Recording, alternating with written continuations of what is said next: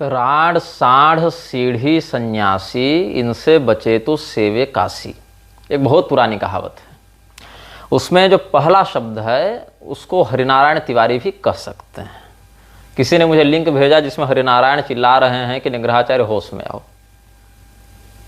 अरे होश में तो आ ही जाएंगे। सोया व्यक्ति होश में आ सकता है, बेहोश व्यक्ति होश में आ सकता है। तुम्हारा जैसा मुर्दा जो स्वयं को ऋषि बता रहा है, वाल्मीकि रामायण का दूसरा अध्याय भी पढ़ लेता, महाभारत का पहला अध्याय भी पढ़ लेता, तो ये मूर्ख ये नहीं कहता कि ये ऋषि नहीं थे। भगवान नारायण के ऋषि अवतारों में, विष्णु धर्मोत्तर पुराण देखोगे तो भगवान विष्णु के ऋषि अवतारों में वाल्मीकि जी की भी गणना है। विष्णु धर्मोत्तर पुराण पढ़ लेना कभी, तो वहां मिल जाएगा। वाल्मीकि जी वेदव्यास जी के रूप में भगवान का ऋषि आर्ष अवतार वर्णित है। या भागवत महापुराण में भी देख लो तो कपिलावतार, नारदावतार, सनत कुमार अवतार, नर नारायण अवतार, परशुराम अवतार, वेदव्यास अवतार, ये सब आर्ष अवतारों में ही गिने गए हैं। लेकिन यहां तो है कि हम ऋषि हैं, हम ऋषि हैं। ये दंभ कि पराशर महर्षि के लिए कहता है हरिनारायण की, पराशर कौन होता है धर्म बताने वाला। इस मूर्ख की ये दुर्वृत्ति, अहमन्यता, सरकारी पेंशन खाना और क्या कहें। अब तो हमको इन जैसे लोगों पर अपना समय देने में भी लज्जा का अनुभव होता है। ऐसे लोगों के प्रत्युत्तर में भी हमको समय देना अपने जीवन की निरर्थकता का बोध कराता है।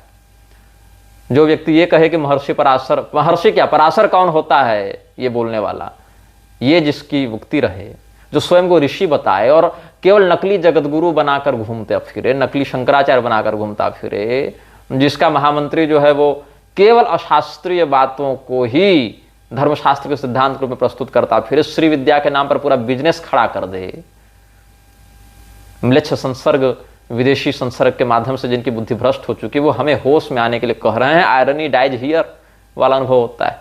तो इसीलिए हरिनारायण के प्रलाप, क्योंकि उसका काम है बोलना। अब मैं किसी के बारे में बोलूंगा तो कोई हमारे बारे में बोलेगा। कोई कह रहा है कि दिव्य चेतन ब्रह्मचारी पूज्य जटा बाबा गुरु जी से क्षमा मांगो। कहा है जटा बाबा वाले गुरु जी गूंगे तो है नहीं, अपने मुख से बोल सकते हैं। अगर क्षमा मंगवाना चाहते हैं तो बोलें कि निग्रहाचार्य हमसे माफी मांगे, और जिस समय वो मुंह खोलेंगे तब हम भी पूछेंगे उनसे कि वशिष्ठ त्रिपाठी का गला कब पकड़ रहे हैं आप, जिसने या रामनारायण द्विवेदी ने आपकी अनुपस्थिति में आपका नाम लगाकर और कह दिया कि वेदव्यास जी ब्राह्मणेतर थे, और आपकी उपस्थिति और सर्वसम्मति का भी दावा कर दिया वहां पर, उसका गला क्यों नहीं पकड़ते। स्वामी नारायण जैसे भ्रष्टाचारियों को मान्यता देने वाली, या कुमार नागपाल नहीं है, कुमार स्वामी या क्या नाम है उसका, उसको वहां ब्रह्मर्षि को उपाधि देने वाले परिषद में आप जैसे लोग कर क्या रहे हैं। आप होंगे अपने समय के भीष्म और द्रोण, लेकिन पक्ष तो आपका अधर्म का ही माना जाएगा ना। तब धृष्टद्युम्न उठाकर काट देगा माथा, जबकि द्रोणाचार्य की तुलना में धृष्टद्युम्न का पराक्रम कुछ विशेष तो था नहीं। फिर भी पक्ष के अधर्म युक्त होने मात्र से आपका पराभव हो जाएगा। हो सकता है मेरे माध्यम से न हो, लेकिन किसी के माध्यम से तो होगा, क्योंकि पक्ष गलत रहेगा तो वहां तो टोके जाएंगे, हम न सही कोई और सही। और हरिनारायण जैसे आत्ममुक्त व्यक्ति जो हैं, जो स्वयं के कंधों पर ही समस्त शास्त्रों का ज्ञान टिका है ऐसा मान बैठते हैं, जो महर्षि पराशर को महर्षि नहीं मानते, धर्मज्ञ नहीं मानते, उनकी हैसियत और उनकी अधिकारिता पूछते हैं, उनको अधिकृत नहीं मानते, स्वयं को ऋषि बताते फिरते हैं, ऐसे सरकारी पेंशनखोर प्रोफेसरों के ऊपर उत्तर देना भी हम अनुचित समझते हैं। इसीलिए हम आते हैं मुख्य विषय पर। जय श्रीमन्नारायण, हर हर महादेव, नमः चंडिका। यही आज का जो हमारा वक्तव्य है वो बहुआयामी होने वाला है। बहुआयामी इसीलिए मैं कह रहा हूं क्योंकि इसमें बहुत से विषयों का सम्मिश्रण हम कर रहे हैं। पटना में कोई महाकुंभ लग रहा है। अब महाकुंभ शब्द जो है वो ऐसा हो गया, कहीं भी लग जाता है, कभी भी लग जाता है। भारत के 90% हिंदू तो सरकारी अफवाह के शिकार हो ही गए थे या हैं, जो कह रहा था कि 144 साल के बाद ये महाकुंभ लगा है। और दुर्भाग्य से सरकारी तंत्र के चपेट में, नियंत्रण में आने वाले बहुत से धर्माचार्य भी, जिसमें मैं दुर्भाग्य से नाम लेना चाहूँगा स्वामी निश्चलानंद सरस्वती जी का, वो भी इस अफवाह को प्रचारित करने लगे। अब इसके पीछे कारण क्या है, इसके पीछे योजना क्या है, इसके विषय में तो मैं बोलता रहता हूँ समयानुसार, और बोलता इसीलिए हूँ क्योंकि बातें चुभती हैं। जिन व्यक्तियों से आप श्रेष्ठता और वरिष्ठता की आशा करते हैं, यदि उनके कृत्य या कथन में किसी प्रकार की स्पष्ट विसंगति, असंदिग्ध विसंगति आपको देखने को मिले तो चोट लगती है हृदय में, और उस स्थिति में बोलना कर्तव्य भी है और बहुत मामलों में विवशता भी है। कहीं कर्तव्य समझकर बोलता हूँ, कहीं व्यवस्था के कारण ही बोलना पड़ता है कि भाई आपसे यह आशा नहीं थी, आपने ऐसा किया, या आपके माध्यम से यह परिणाम देखने को मिला। जैसे ईसा मसीह वाले प्रकरण में निश्चलानंद जी ने कह दिया कि ईसा मसीह वैष्णव थे। क्या स्रोत है? तो रोम में उनकी एक प्राचीन प्रतिमा ऊर्ध्वपुंड वाली मिली है। प्रतिमा का कैसे आपको पता चला? तो कोई अता पता नहीं। प्रतिमा कहाँ है? तो रोम में है। रोम में कहाँ है? उसकी जांच कैसे हुई, उसकी प्रामाणिकता क्या है, कोई पता नहीं। हुआ कुछ नहीं है। ईसा क्या है ना, अनेक रूप रूपाय वाला भाव में चलने लगा है। जैसे मिशनरियों ने देखा कि हम जिस जिस स्थान पर जाएंगे, अगर वहाँ के संस्कृति और इतिहास से जुड़े हुए माहौल में, जुड़े हुए वेश में ईसा मसीह को प्रस्तुत करेंगे तो यहाँ की जनता को ईसाई बनाना सरल हो जाएगा। तो अफ्रीका अगर आप जाएंगे, वहाँ पर अफ्रीकन जीसस मिलेगा। चीन जाएंगे, वहाँ चाइनीज जीसस मिलेगा। जापान में जापानीज जीसस मिलेगा। अमेरिका में अमेरिकी, ब्रिटेन में ब्रिटिश, फ्रांस में फ्रेंच, जहाँ जाएंगे वैसा जीसस मिलेगा। भारत में शंख चक्र गदा पद्म वाला जीसस मिल जाएगा। शेष नाग पर बैठा जीसस भी मिल जाएगा। ऐसी फोटो, ऐसी मूर्तियाँ, ऐसे वहाँ पर जगन्नाथ स्वामी की रथ यात्रा की नकल करते हुए ईसु रथ यात्रा, ईसु रुद्राभिषेक, ईसु मंदिर, जैसे भगवान के प्रांगण में गरुड़ स्तंभ रहता है, वैसे ही वहाँ पर ईसु स्तंभ, ये सारी नकल करके मिक्स करते हुए ईसाइयों के ही रंग में हिंदुओं को रंगने का प्रयास, और 2 पीढ़ी के बाद पूरा ईसाई। ठीक है। अभी क्या हुआ जगन्नाथपुरी में? रथ यात्रा जब चल रही है, उसके नीचे चलने से पहले उस समय जो समाचार आप देखने को मिलेंगे, नीचे मुसलमान नमाज पढ़ रहे हैं। ये समाचार आप तक पहुंचा कि नहीं पहुंचा? नहीं पहुंचा होगा तो गूगल में खोज लीजिएगा। मैं बहुत अधिक विस्तार से बताऊंगा नहीं। जगन्नाथ भगवान के अभी जो रथ महोत्सव हुए, रथ महोत्सव में रथ के नीचे मुसलमान नमाज पढ़ रहे हैं, ऐसा समाचारों में खूब चला है। अब ऐसे में पूरी शंकराचार्य का ये कहना कि यही तो मूर्ति मिली है ऊर्ध्वपुंड वाली, भाई आपको जो ये समाचार दे रहे हैं, या तो आपको प्रयोग करके, इस्तेमाल करके मनमाना वक्तव्य दिलवा रहे हैं, या फिर आप कुछ ऐसे अस्पष्ट या अदूरदर्शी वक्तव्यों को पता नहीं किस महत्वाकांक्षा के कारण निर्गत कर रहे हैं, जो हिंदुओं के लिए भ्रम की स्थिति उत्पन्न कर रहा है। अगर आप ये कहेंगे कि हमारे पूर्वाचार्य भारती कृष्ण तीर्थ भी यही मानते थे, जैसा कि उनके लेखनी में कई बार स्पष्ट हुआ है, या योगदा सत्संग समिति, या YSS, या SRF सेल्फ रियलाइजेशन फेलोशिप, ये सब जो फ्रीमेसनरी फंडेड संस्थाएं हैं, वो जो दावा करते हैं कि ईसा मसीह जगन्नाथपुरी में आकर रहे, तो ईसा जब रहा यहाँ पर तो किस समय रहा? तो इसके विषय में भी पूरी के शंकराचार्य के ही शिष्यों के 2 मत हो जाते हैं। पहला मत यह कहता है कि ईसा को जब टांगा गया था, उससे पहले के उसके जीवन के 10 साल का विवरण नहीं मिलता, उसी समय वो भारत में आया। एक पक्ष ये कहता है। दूसरा पक्ष ये कहता है नहीं, टांगे जाने के बाद जब पुनर्जन्म या उसका पुनर्जागरण हुआ, उसके बाद वो भारत में आया और 3 साल गोवर्धन मठ में रहा। अच्छा, उस समय गोवर्धन मठ के शंकराचार्य कौन थे? कोई अता पता नहीं। और अगर उस समय गोवर्धन मठ के शंकराचार्य थे कोई, मतलब गोवर्धन मठ में परंपरा थी, तो श्रृंगेरी वालों को जाकर क्यों नहीं ये दिव्य ज्ञान देते हो भाई कि तुम 8वीं शताब्दी में शंकराचार्य का कार्यकाल मानते हो, सो छोड़ो। अब कुछ लोग ये कहते हैं कि चूंकि निग्रहाचार्य ही, मैंने ही अपने पहले के वीडियो वक्तव्य में बताया था कि 5 बार शंकराचार्य जी का अवतार हुआ है, उसमें अभिनव शंकर सबसे अंत में हुए, मूक शंकर, विद्या शंकर, चिदम्बर शंकर, ये सब हैं अलग अलग, आदि शंकर से अभिनव शंकर तक 5 बार अवतार लिया है। और बृहद्धर्म पुराण में जहाँ शंकराचार्य जी की भविष्यवाणी है, वहाँ बारंबार उनको अलग अलग शरीर धारण करके आने का वर्णन भी मिलता है। ये सब भी है। कांची कामकोटि वाले भी ऐसा ही मानते हैं। तो जब आप स्वयं पंचविध शंकरावतार मानते हैं तो फिर ये आक्षेप क्यों करते हैं? इसीलिए करता हूँ क्योंकि जो मैं कह रहा हूँ, क्या उसको दोनों पीठें मान रही हैं? नहीं मानेंगी। क्यों? क्योंकि यहाँ हठ है, ईगो सेटिस्फेक्शन एक बहुत बड़ा मैटर होता है, बहुत बड़ा एक इसमें भाव आप समझें। स्वाहंकार तोषण, स्वाहंकार तोषण के कारण न पूरी वाले मानेंगे न श्रृंगेरी वाले मानेंगे, नहीं मानेंगे तो नहीं मानेंगे। स्वाहंकार तोषण का दुष्परिणाम क्या है? जो लोग कहते हैं कि सर्वोच्च धर्मगुरु की बात मानो, तो सर्वोच्च धर्मगुरु की स्थिति बहुत डामाडोल है। इतनी डामाडोल है कि निरंजन देव तीर्थ जी ने पुरी के उत्तराधिकारी के रूप में निश्चलानंद जी को चुना, वो मान्य हो गए। लेकिन वही निरंजन देव तीर्थ जी जब माधवाश्रम जी का अभिषेक ज्योतिष पीठ के रूप में करते हैं तो निश्चलानंद जी ही नहीं मानते हैं, मतलब अपने से पहले वाले शंकराचार्य को ही नहीं मान रहे हैं। तो भाई हमने देखा कि आप तो साक्षात शिवस्वरूप, क्या वो कम शिवस्वरूप थे? आप ज्यादा शिवस्वरूप हैं। उनके द्वारा अभिषेक तो आप खुद नहीं मान रहे हैं। श्रृंगेरी वाले के द्वारा अभिषिक्त को भी नहीं मान रहे हैं, कल को आपके द्वारा अभिषिक्त को वो नहीं मानेंगे, तो इसमें सर्वोच्च रहा कौन? ये जो एक अहम मान्यता है ना कि मैं पूरे धर्म का बाप बन जाऊंगा, किस आधार पर बनेंगे? तो हम शंकराचार्य हैं। तो कैसे बने शंकराचार्य? तो निरंजन देव तीर्थ जी ने अभिषेक किया, तो निरंजन देव तीर्थ जी ने तो माधवाश्रम जी का भी किया था, उनको क्यों नहीं आप माने?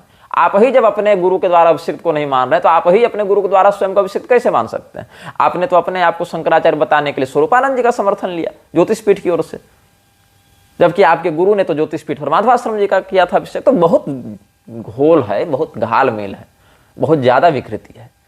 सर्वोच्च धर्मगुरु का बहुत बड़ा एक अलग फ्रॉड चल रहा है, और उसमें सर्वोच्च धर्मगुरु कौन? हर चेला के लिए अपना गुरु सर्वोच्च धर्मगुरु, बस जो जिस पीठ से जुड़ा है उसी पीठ के व्यक्ति की प्रतिनिष्ठा रखेगा, उसकी वाणी उसके कथन के पीछे मर मिटेगा, बस उसके आगे पीछे वो देखना सुनना चाहता ही नहीं है, जो हमने कह दिया। अच्छा, कई बार तो बड़ी हास्यास्पद स्थिति हो जाती है कि जहां पर स्वयं को पूरी के अनुयायी बताने वाले लोग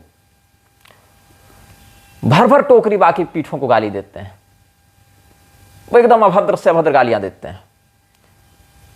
ज्योतिष पीठ के शंकराचार्य के रूप में अभिमुक्तेश्वरानंद जी को नहीं मानते हैं, और ऊपर से श्रृंगेरी को प्रामाणिक भी बताते हैं, जबकि श्रृंगेरी ने अभिषेक किया है। ठीक, चलो यहां तक भी सही जाता है बात विषय में, दिमाग में, कि तुम्हारे गुरुजी निश्चलानंद जी ने नहीं माना तो तुम नहीं मानोगे। लेकिन रामशंकर शुक्ल जब वहां जाकर शिविर में उनको ज्योतिष पीठ शंकराचार्य कहते हैं, या गंगाधर पाठक जब ज्योतिष पीठ के स्वामी ऐसे करके उनका संकेत करते हैं, तो उनके विरुद्ध क्यों नहीं बोलते हो? क्योंकि सेलेक्टिव सपोर्ट और सेलेक्टिव ओपोजिशन, ये सबसे कुटिल रणनीति हो गई है। जैसे कि गंगाधर जी शबरी वाले प्रकरण में तो भिड़ जाते हैं कि करपात्री जी ने लिख दिया कि ब्राह्मणी है, तो ये न प्रकार कोई न्याय कोई मीमांसा कहीं से कुछ घुसा के कैसे भी व्याकरण लगा के उसको सिद्ध कर दो कि शबरी जी ब्राह्मणी ही थी, भीलनी नहीं थी। क्यों? Ego satisfaction. अब चूंकि कह चुके हैं ये स्वयं, उस प्रकार का लेख लिख चुके हैं, अब अपनी बात को स्वयं काटकर अपनी गलती को सुधारने के लिए जो धैर्य साहस और औदार्य चाहिए वो तो है नहीं। तो एक ब्रांड मिल गया कि हाँ, करपात्री जी की वाणी के सम्मान के लिए हम लड़ रहे हैं, पूरी शंकराचार्य जी की वाणी के सम्मान के लिए लड़ रहे हैं। तो भूसुंडी रामायण से प्रमाण देने पर कहते हैं कि नहीं, भूसुंडी रामायण तो अर्वाचीन है, ये प्रामाणिक नहीं है। लेकिन ये भूल जाते हैं कि उसी रामायण मीमांसा में 3 जगह स्वामी करपात्री जी ने भूसुंडी रामायण को प्रमाण मानते हुए ही वर्णन किया है। तो स्वीकार करना चाहिए कई बार कि हाँ, मनुष्य है, हर व्यक्ति, मनुष्य से गलतियां होती हैं। 2-3 बार गंगाधर जी ने हमको भी टोका है, हमारे त्रुटियों को और ध्यान दिलाया कि यहाँ पर कैसे होगा, गलत हैं आप, तो हमने स्वीकार भी किया है। वहां तो कोई हठधर्मिता नहीं दिखाई, हमने कह दिया तो मान लूंगा, हमने देखा कि हाँ, यहाँ हमारा पक्ष गलत जा रहा है तो हम सुधार कर लिए। लेकिन ये भाव उनमें नहीं देखने को मिलेगा, क्योंकि कह दिया तो कह दिया। चाहे स्वामी करपात्री जी के ही द्वारा प्रमाण के रूप में स्वीकृत ग्रंथ को अमान्य कहना पड़े, चाहे स्वामी करपात्री जी के विदेश गमन निषेध संबंधी सिद्धांत की अवमानना करके ब्राह्मणों को विदेश भेजने की बात तक करने लगे, और बाद में पूरी शंकराचार्य जी के ही कथन के विरुद्ध जाकर कह देंगे जगत व्यवहार अलग है, सिद्धांत अलग है। तो ये क्या होता है? ईगो सेटिस्फेक्शन का मामला हो जाता है। ईगो सेटिस्फेक्शन के चक्कर में हरिनारायण के समर्थक कह दिए कि वाल्मीकि जी वेदव्यास को भगवान माना है, ऋषि भगवान नहीं, अलग हैं। अच्छा, भगवान के आर्षावतार होते हैं कि नहीं, मानवावतार होते हैं कि नहीं, कि पुरुषावतार होते हैं कि नहीं, अलग अलग योनियों में भगवान का अवतार हुआ है कि नहीं? अगर आप मनुष्य की श्रेणी में देखें तो श्री राम जी और श्री कृष्ण जी के रूप में लीला मनुष्यम हरिम या माया मनुष्यम हरिम, कृष्ण कपट मानुष, भगवान माया से मनुष्य के शरीर में आए, उस रूप में अपने आप अभिव्यक्त करते हैं। अथवा ऋषियों की कोटि में देखें तो नर नारायण अवतार भगवान ने जो लिया वो ऋषि ही हैं। वेदव्यास जी का अवतार भी ऋषि के रूप में मान्य है, कपिल जी का अवतार, देवर्षि नारद का अवतार, ये सब ऋषि कोटि में। जमदग्नि के पुत्र परशुराम जी के रूप में जब आए हैं तो परशुराम जी आगे सप्तर्षि मंडल में बैठेंगे, वो सब आर्ष अवतार हैं भगवान के। सनत कुमार अवतार, ये सब ऋषि कोटि में ही आते हैं, परमहंस कोटि में आते हैं। तो ईगो सेटिस्फेक्शन एक बहुत भीषण मामला है। कुछ लोग कहते हैं कि ईसा मसीह गोवर्धन मठ कब आए? जब वो मरे नहीं थे तब। कुछ कहते हैं नहीं, मरने के बाद पुनर्जीवित होकर आए। बस ये सब बोलते जाओ और अपने हठ में भिड़े रहो। और अगर किसी ग्रंथ शास्त्र में स्पष्ट रूप से आपके कथन के विरुद्ध कोई बात मिले तो क्या कर देंगे? प्रक्षिप्त है, नकली है, मिलावटी है, बाद में किसी ने जोड़ दिया। कितना सरल हो गया है, सीधे धर्मशास्त्रों को नकली बोल देना, अर्वाचीन बोल देना, पाश्चात्य शीशे में उतर कर धर्मशास्त्रों को देखना कितना सरल हो गया है। अभी ये जो हम वक्तव्य दे रहे हैं, मैं जो कुंभ की बात कर रहा था वहां से ना, विश्व सनातन संस्कृति महाकुंभ आपकी स्क्रीन पर मैं प्रयास करूंगा दिख जावे। हेतु पूज्य संत आमंत्रित हैं, सानिध्य मार्गदर्शन में ऊपर में 5 लोगों को छापा है। पहले पुरी के शंकराचार्य के रूप में निश्चलानंद जी का, फिर ज्योतिष पीठ के शंकराचार्य के रूप में वासुदेवानंद का, फिर श्रृंगेरी के शंकराचार्य के रूप में भारती तीर्थ स्वामी का, फिर द्वारका के शंकराचार्य को मैं सदानंद सरस्वती का, और इधर को एक शारदा पीठ विशाखापट्टनम में खोलकर किसी ने बैठा, वही स्वरूपानंदेंद्र सरस्वती हो गया महास्वामी। ये 5 को निमंत्रित किया। नीचे और बहुत लोग हैं, एक चिन्ना जीयर स्वामी हैदराबाद, एक विश्व प्रसन्न तीर्थ स्वामी पेजावर, लक्ष्मी प्रपन्न जीयर बक्सर वाले, कैलासानंद, अवधेशानंद जूना और निरंजनी वाले, रामदेव, चिदानंद, रितेश्वर, ज्ञानानंद, गीता मनीषी, पता नहीं क्या गीता जानता ही, धीरेन्द्र शास्त्री, अलग ही लफड़ा चल रहा है इस लड़के का, देवकी नंदन, अनिरुद्धाचार्य, पूकी बाबा दजोकर, प्रदीप मिश्रा टोटका, जया किशोरी रजस्वला, कृष्ण प्रिया पता नहीं कौन, इंद्रेश उपाध्याय, और कौन है, पर्यावरण बाबा अरुण गिरी, हनुमानगढ़ी राजू दास द लड्डू चोर चमैला राजू, चित्रलेखा विचित्रलेखा अजान कथा रोककर अजान सुनने वाली, ये सब धर्म बचाएंगे। और पुरी के शंकराचार्य जी के बीच में कितनी मतलब लतखोरी है, देखो ये कौन है, ये अश्विनी, क्या नाम है इसका, अश्विनी चौबे, केंद्रीय मंत्री था पहले, अभी पता नहीं क्या है, कहाँ है। कितनी बड़ी निर्लज्जता है ये देखो। पहले फोटो लगा है पुरी शंकराचार्य निश्चलानंद जी का, बगल में छापा है वासुदेवानंद को, उसके बगल में छापा है श्रृंगेरी के शंकराचार्य भारती तीर्थ स्वामी को। अब मजे की बात क्या है, श्रृंगेरी के शंकराचार्य वासुदेवानंद को तो ज्योतिष पीठ का नहीं मानते हैं, अभिमुक्तेश्वरानंद सरस्वती को मानते हैं, लेकिन अभिमुक्तेश्वरानंद को नहीं छापा, लेकिन श्रृंगेरी के शंकराचार्य को छापा और ये बताया कि आपने जिसका अभिषेक किया उसको हम नहीं मानते, लेकिन सदानंद सरस्वती को मानेंगे। जबकि सदानंद सरस्वती का अभिषेक भी किसने किया, भारती तीर्थ स्वामी ने, श्रृंगेरी वाले ने, और अकेले नहीं किया, ज्योतिष पीठ के रूप में अभिमुक्तेश्वरानंद जी का भी किया। लेकिन क्या है, विशुद्ध पॉलिटिकल, क्योंकि अभिमुक्तेश्वरानंद सरस्वती की छवि समाज में कांग्रेस समर्थक या भाजपा विरोधी के रूप में है, तो यहां पर भाजपा ही कार्यक्रम है। यहाँ हिंदू और सनातन का कोई मतलब नहीं है, विशेष रूप से राजनीतिक चुनाव का है। 6 जुलाई 2025 को 10 बजे से शुरू होगा गांधी मैदान पटना में। और उद्देश्य क्या है, कार्यक्रम उद्देश्य में लिखते हैं, सनातन संस्कृति में निहित समरसता का पुनर्जागरण। अच्छा, भारतवर्ष की युवा पीढ़ी में शौर्य, साहस और सनातन जीवन मूल्यों का संचार, सनातन संस्कृति की नवचेतना का जागरण, समरस और समावेशी समाज की पुनर्स्थापना, न्याय की प्रतिमूर्ति भगवान परशुराम के साहस, शक्ति, शौर्य, नीति एवं तप से राष्ट्र निर्माण की प्रेरणा, शस्त्र शास्त्र का सनातन जीवन में महत्व। वाह। और इनमें से इनका चरित्र किस में जा रहा है, कहीं नहीं। अध्यक्ष बना रखा है किसको, संस्थापक संरक्षक रामभद्राचार्य को बना रखा है, उसकी अध्यक्षता में हो रहा है। और बगल में पुरी शंकराचार्य का फोटो भी छाप दिया कि आशीर्वाद से लिखा है। तो हमने फेसबुक पर विरोध किया था, सदानंद सरस्वती जी और निश्चलानंद सरस्वती जी दोनों को टैग किया था उसमें। तो सदानंद सरस्वती जी की ओर से तो 3 घंटे के अंदर ही एक बड़ा स्पष्ट, इसमें छोटा ही था 2-2.5 मिनट का, लेकिन स्पष्ट संदेश मिल गया था, जिस संदेश को हम सार्वजनिक कर ही चुके हैं। उनके फेसबुक पर भी आप देख सकते हैं, हम भी सार्वजनिक कर चुके हैं। उन्होंने कहा कि ऐसे किसी कार्यक्रम में हम न जाते हैं जहाँ नकली शंकराचार्य सब आए, मतलब ऐसे लोग, और न हमें बुलाया गया है, न कोई फोटो इत्यादि की अनुमति ली है। मतलब कि जिसकी अनुमति सूचना कुछ नहीं है, उसका भी फोटो छापकर अपने राजनीतिक स्वार्थ को संतुष्टि लोग करते रहते हैं। ये कहने का मेरा भाव है। तो देख ही लीजिएगा कल क्या नाटकबाजी होगी। ऐसे ही नाटकबाजी कहाँ हुआ, पुरी शंकराचार्य जी के जन्मोत्सव में। अब तो जन्मोत्सव होता नहीं, अब तो जो हो रहे हैं प्रकट ही हो रहे हैं सब, है ना। पैदा तो होने बंद हो गए ना, जो हो रहा है प्रकट और फिर जगत गुरु, बीच का कोई सिस्टम ही नहीं है। डायरेक्ट इवोल्यूशन है ना यहाँ पर। डार्विन झड़ चाट के मर जाता दोबारा एक बार, हालांकि डार्विन का खंडन उसी के समकालीन पाश्चात्य लोगों ने कर दिया था, लेकिन फिर भी एक कहने की बात कह रहा हूं। राष्ट्रोत्कर्ष अभियान था, हुआ क्या, नेताओं का वक्तव्य। शंकराचार्य बैठे हुए हैं, नेता आ रहे हैं, भाषण दे रहे हैं, जा रहे हैं, भाषण दे रहे हैं, जा रहे हैं। पुरी के शंकराचार्य जी का जो गोवर्धन मठ का ऑफिशियल चैनल है, वहां से प्रसारण हो रहा था, वक्तव्य के बीच में ही प्रसारण रोक दिया गया। केवल पुरी के आधिकारिक चैनल से नहीं, आस्था चैनल से भी रोक दिया गया। लेकिन केवल चैनल पर तो प्रसारण हो नहीं रहा है, वहां उपस्थित लोग भी अपने मोबाइल से कुछ कुछ रिकॉर्ड कर ही रहे हैं। वहां से जो रिकॉर्डिंग हो रही है, वहीं पुरी के एक शिष्य ने वो रिकॉर्डिंग करके अपने फेसबुक पर डाली। और मजे की बात यह है कि जो लोग हमें पानी पी पी कर गाली देते थे, वो भी उस वीडियो को शेयर करने लगे कि पुरी के परिकर कैसे हो गए हैं, ऐसे हो गए हैं, शंकराचार्य जी को हाईजैक करके रखा है, शंकराचार्य का वक्तव्य बीच में रोक दिया गया। आप वो वीडियो देखिए, मैं इसको अटैच करूंगा, ठीक है। 2 वीडियो अटैच कर रहा हूं। एक वीडियो में देखिए कि कैसे मोहन भागवत के आने पर पुरी पीठ के हर व्यक्ति के लगभग हाथ जुड़ते जा रहे हैं, स्वागत में प्रणाम हो रहा है मोहन भागवत को। और मोहन भागवत कोई सामान्य व्यक्ति नहीं, अरे बड़ा प्रतिभाशाली व्यक्ति, ऐसी प्रतिभा देखने को नहीं मिलेगी। इसका हिंदू तो इस्लाम के बिना अधूरा हो जाता है। ये व्यक्ति कहता है कि बगल में कोई गोमांस खावे तो तुम भाईचारा के नाम से उसको सहो।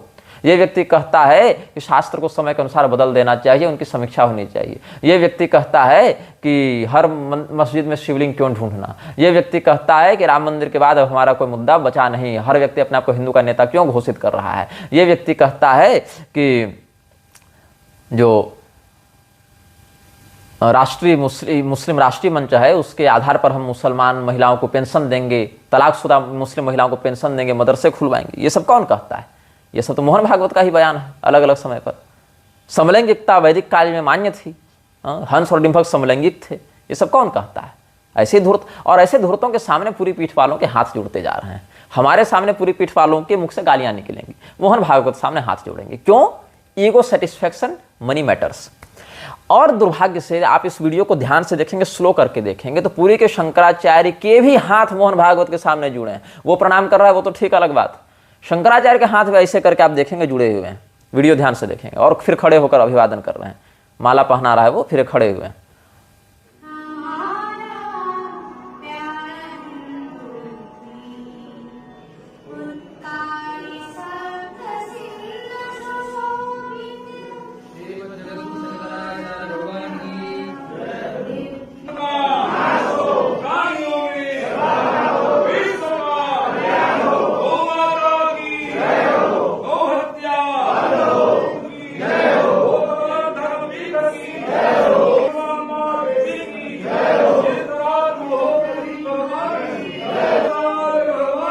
से उपरामता उचित नहीं है। धीरे धीरे भजन का बल और वेग हो, साथ ही साथ ये भारत है विकास के नाम पर इसको दिशाहीन करने का प्रयास नहीं करना चाहिए। एक विचित्र तथ्य है,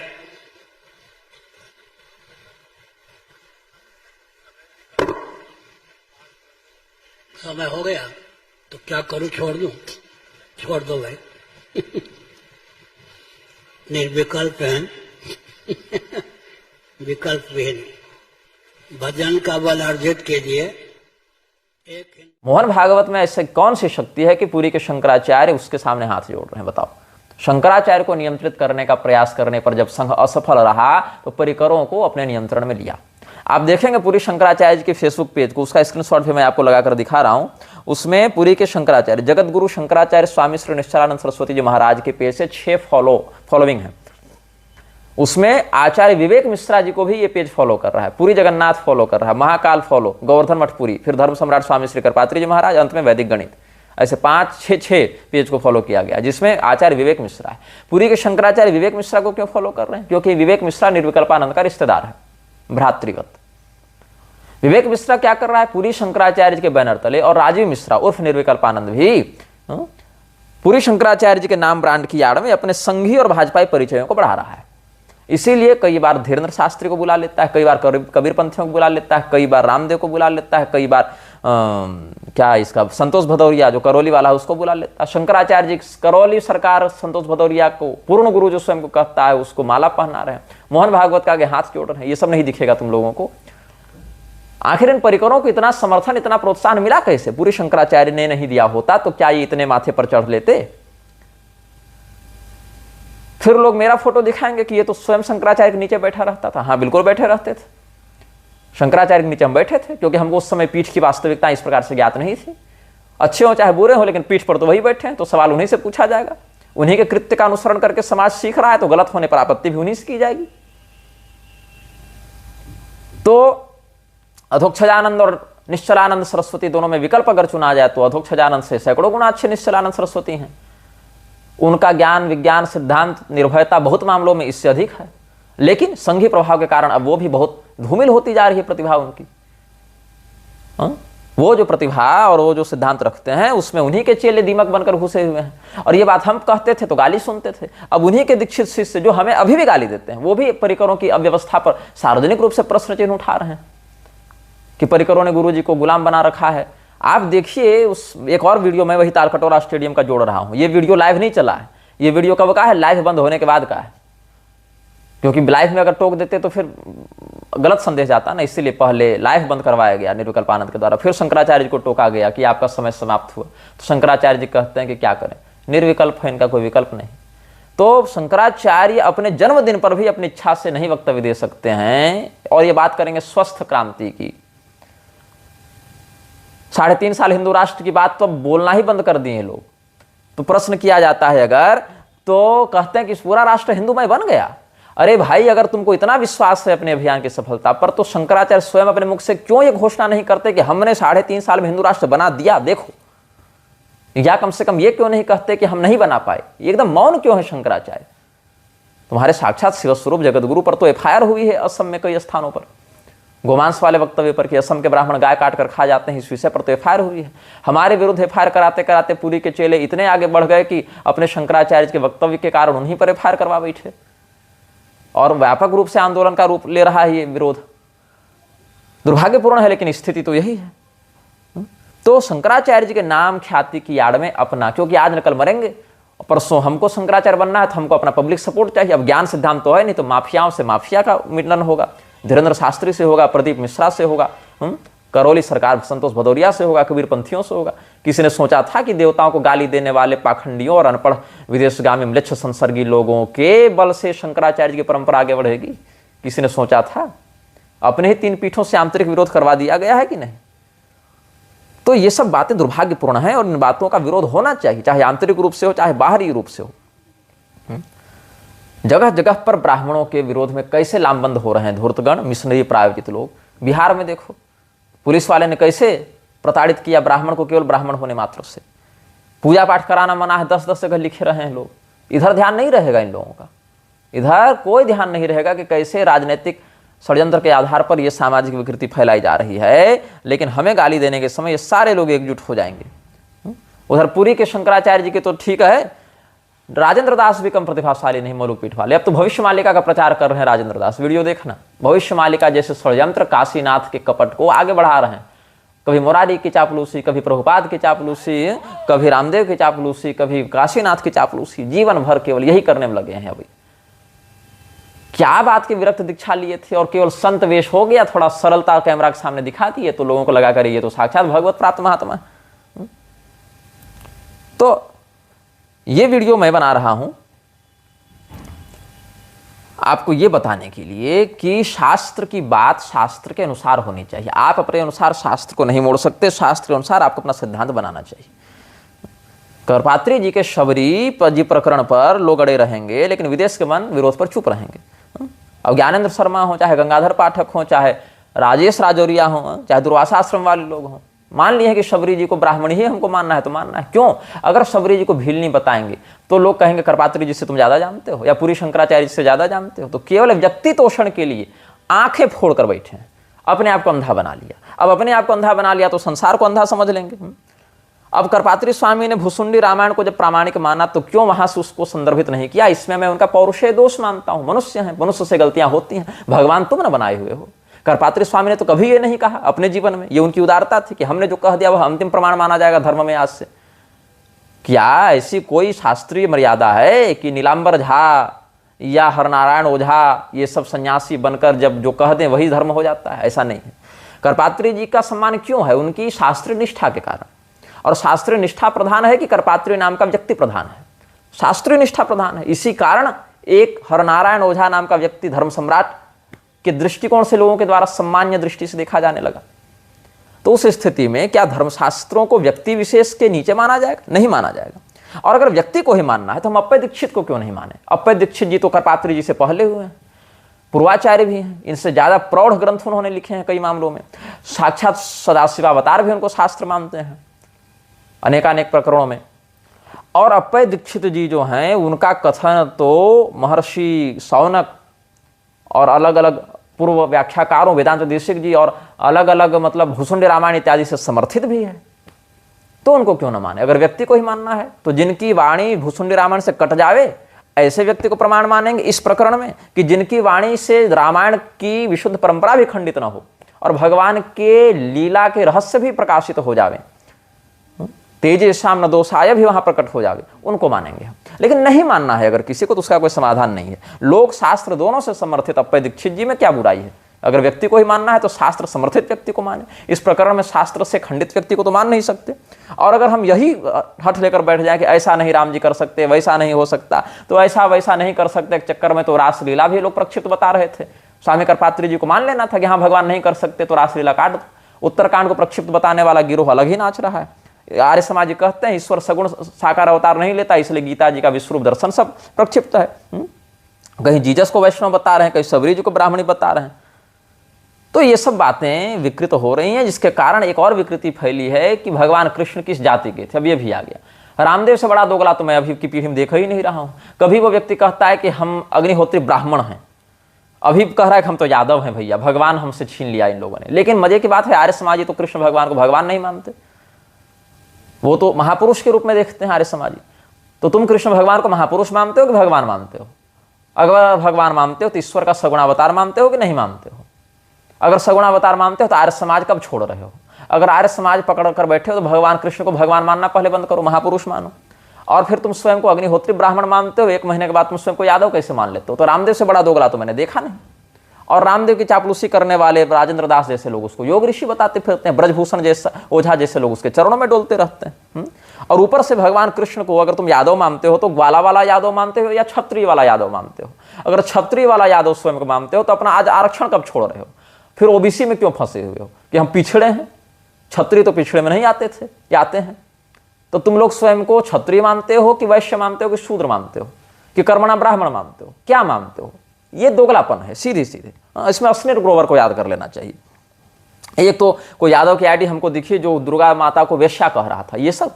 अरे भैया, यादवी भगवती दुर्गा का नाम है, भगवती दुर्गा का एक नाम यादवी भी है।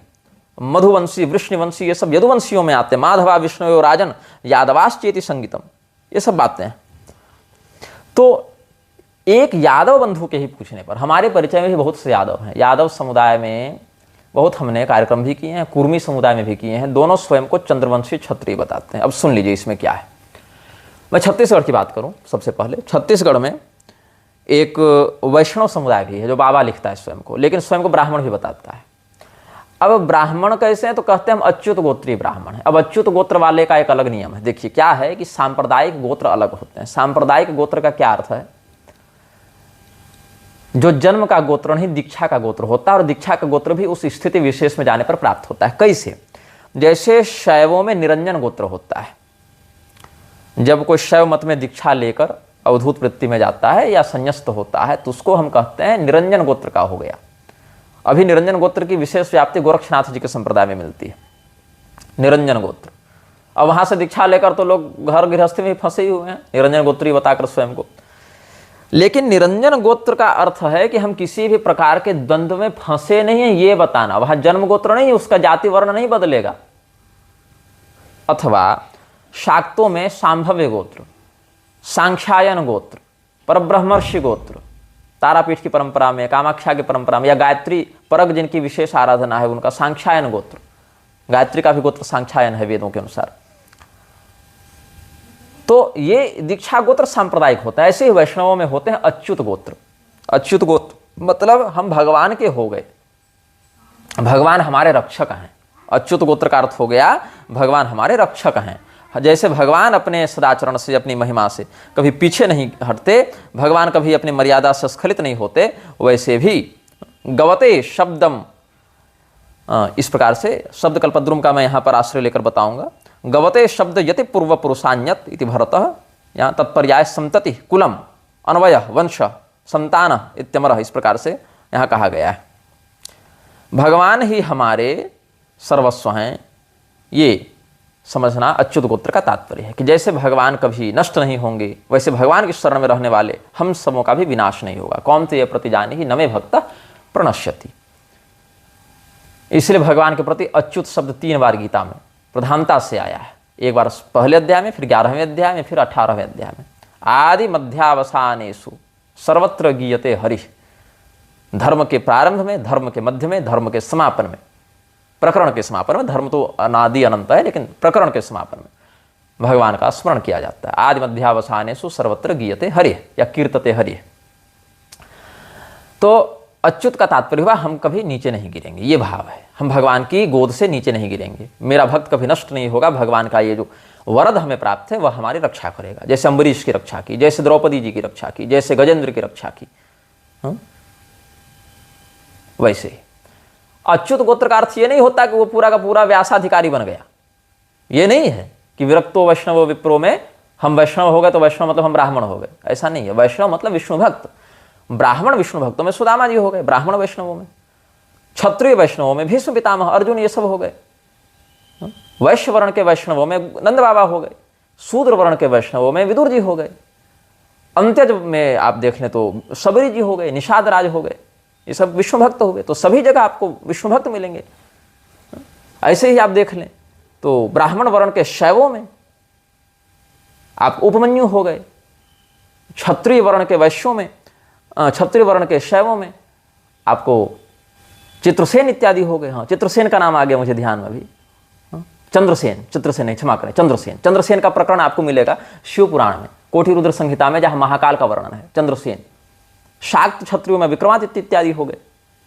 तो चंद्रसेन से एक बात और याद आ गई प्रसंगवशात, चंद्रसेन का मैं शिव पुराण में निकाल ही लेता हूं, कोटि रुद्र संहिता में।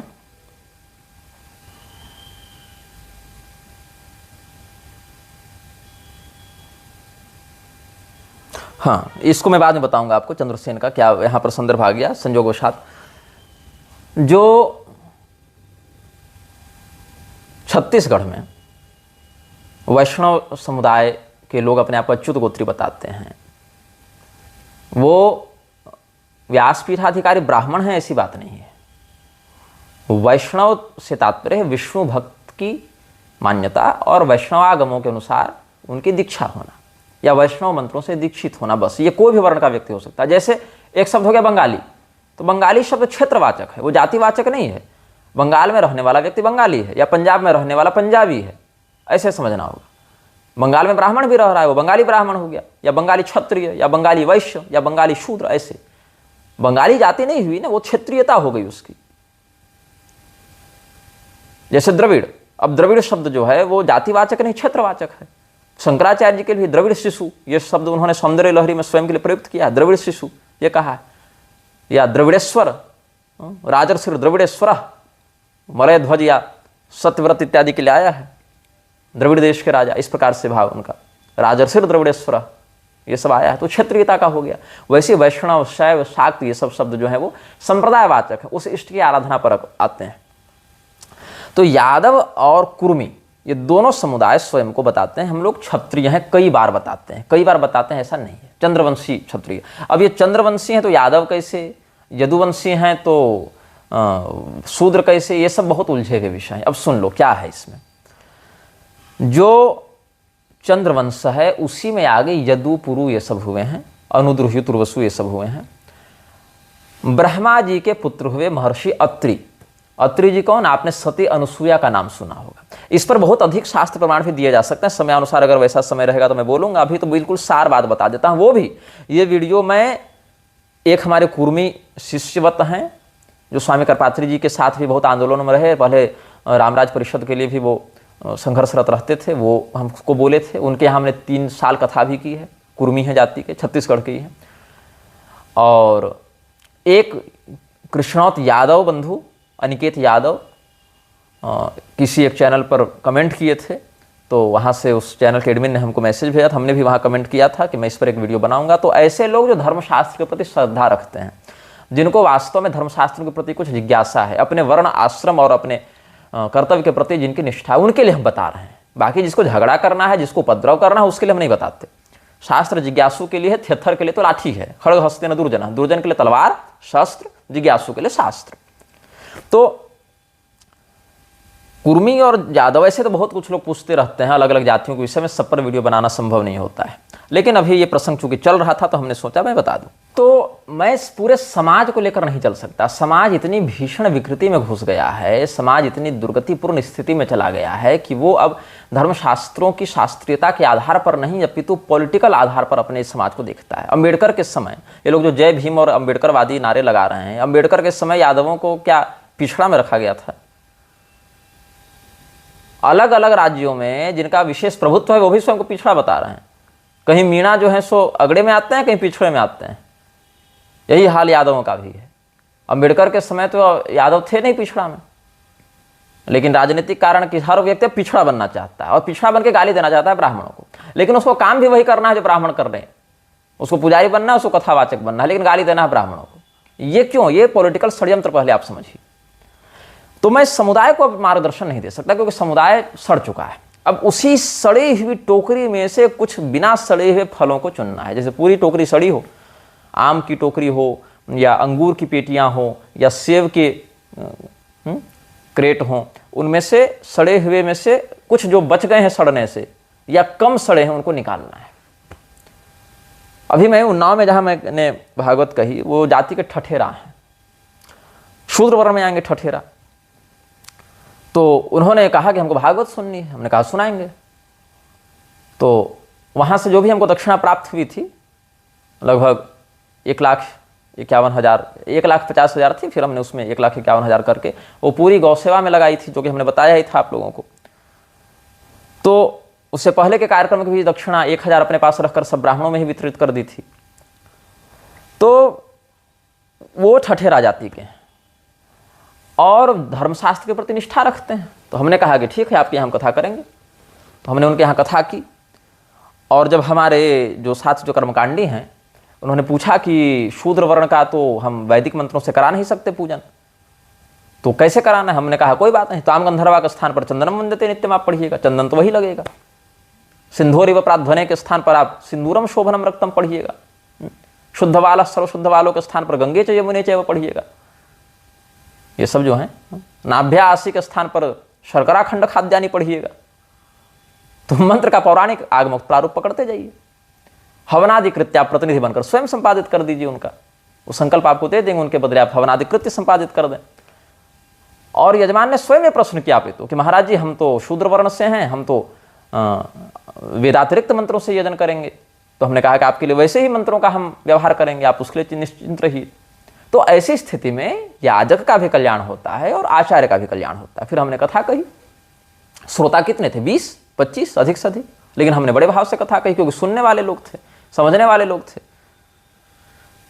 ऐसे ही एक हमारे कुर्मी जाति के शिष्यवत व्यक्ति हैं, कल परसों ही मैसेज किए थे कि महाराज जी हमारे क्षेत्र में आइएगा तो एक बार दर्शन कीजिएगा, दीजिएगा। एक छोटी धर्मसभा आपकी करवानी है, वही वाला मंच जहां गोविंदानंद सरस्वती आए थे ना, शास्त्रार्थ करने के नाम पर झगड़ा कर रहे थे। वो शूद्र वर्ण का ही कार्यक्रम था। तो ऐसा थोड़ी कि हम शूद्र वर्ण की यहाँ कथा नहीं कह रहे हैं कि कह रहे हैं भाग जाओ। लेकिन बात क्या है, अब ये जो ठठेरा थे जाति के, उन्होंने कहा कि महाराज जी हम जाति के ठठेरा हैं और हमको अपने वर्ण के आधार पर कार्य करना है, अपनी जाति के आधार पर कार्य करना है। तो मेरी इच्छा यह है कि हम अपने बच्चों को इसी की पढ़ाई करवाएं। हमने कहा बहुत अच्छा विचार है। अभी देखिए, जैसे इंटीरियर डिजाइनिंग में बहुत अच्छे अच्छे बर्तनों को सजावट में रखा जाता है, वो काम कौन करेगा? आप नहीं करेंगे तो मुसलमान करेगा, ईसाई करेगा।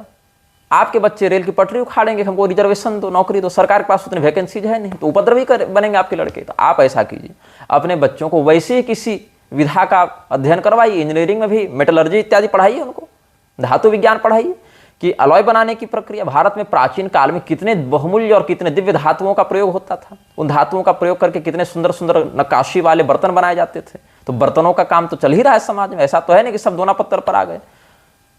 अच्छे अच्छे कांसा, पीतल, लोहा, स्टील, जस्ता, तांबा, स्वर्ण, रजत आदि के जो पात्र बनेंगे अलग अलग कार्यों के लिए, उन पात्रों का काम कौन करेगा? ठठहरा जाति का ही तो काम है ना। या दरवाजे में जो हैंडल लग रहे हैं, सुंदर सुंदर ड्रावर में जो हैंडल लग रहे हैं, ये सारे हैंडल तो धातुओं के बनेंगे। उन धातुओं के हैंडल की डिजाइनिंग, उनकी पॉलिशिंग, उनकी नक्काशी, ये सब सिखाइए। अपना स्वयं का व्यापार होगा। अपने भी 10 पैसा कमाएंगे और 10 कारीगरों को रखकर उनको भी रोजगार देंगे, तो 10 हिंदू ठठेरा जाति के वहां भी रोजगार पाए। तो आपकी जाति का काम आपके हाथ में रहा, अपने हाथ का स्वाभिमान भी रहा, उससे समाज में एक अर्थव्यवस्था का भी निर्माण हुआ। जैसे अभी मैं वाराणसी गया, वहां हमको एक व्यक्ति मिले जो लुहार जाति के हैं, आनंद विश्वकर्मा, सपत्नी का है और कोई अनपढ़ व्यक्ति नहीं, BHU से PhD किए हुए हैं, उनकी पत्नी भी AA में आए, लेकिन किस विनम्र भाव से आए, महाराज जी मैं शूद्र वर्ण का हूं, मैं लुहार जाति का हूं, मेरा यही काम है, मैं यही करूंगा। तो ऐसे व्यक्ति के लिए हम समय अपना व्यक्तिगत भी देना पड़े मार्गदर्शन के लिए, तो हम देते हैं। तो ऐसे ही यहां पर मैं जब उनके, हाँ, जो मैं कुर्मी बंधु की बात कर रहा हूं, वो भी अपने क्षेत्र के नेता रहे और स्वामी करपात्री जी के निकटवर्ती रहे। पूरी शंकराचार्य के प्रति उनके परिवार की बड़ी निष्ठा है। ऐसे दीक्षित वो लोग रंग रामानुजाचार्य जी जो ब्रह्मलीन हो गए, प्रयागराज वाले, अभी शायद 2 साल पहले ही ब्रह्मलीन हुए, वो उनके दीक्षित शिष्य हैं। और प्रतिदिन शाम को 1 घंटा भगवान का कीर्तन तुलसी जी के चौरा के सामने बैठकर पूरा परिवार करता है।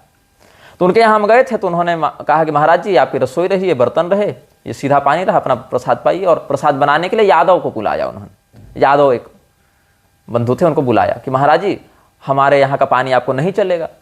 तो हमने पूछा भाई आप लोग जो हैं सो चंद्रवंशी क्षत्रिय लिखे हैं, तो चंद्रवंशी क्षत्रिय लिखे हैं, यादवों का भी दावा है कि वो चंद्रवंशी क्षत्रिय हैं, तो आप स्वयं हमको जल नहीं देना चाहते? हमने कुछ नहीं कहा कि मैं जल पीऊंगा कि नहीं पीऊंगा। उन्होंने स्वयं कहा कि महाराज जी ये यहाँ पर यादव जी आपके लिए पानी भर दिया करेंगे। हमने कहा भाई, और ऐसा नहीं कि कोई अनपढ़ गंवार गरीब व्यक्ति, जमींदार प्रवृत्ति के व्यक्ति हैं, फिर भी उन्होंने ऐसा कहा। तो हमने पूछा कि भाई आप हमको अपने हाथ का जल नहीं देना चाहते, इसके पीछे कारण क्या है? बोले महाराज हमारा नहीं चलेगा आपको। ठीक है भाई, तो किसका चलेगा? तो यादव का चलेगा। अच्छा ठीक है, तो क्यों चलेगा?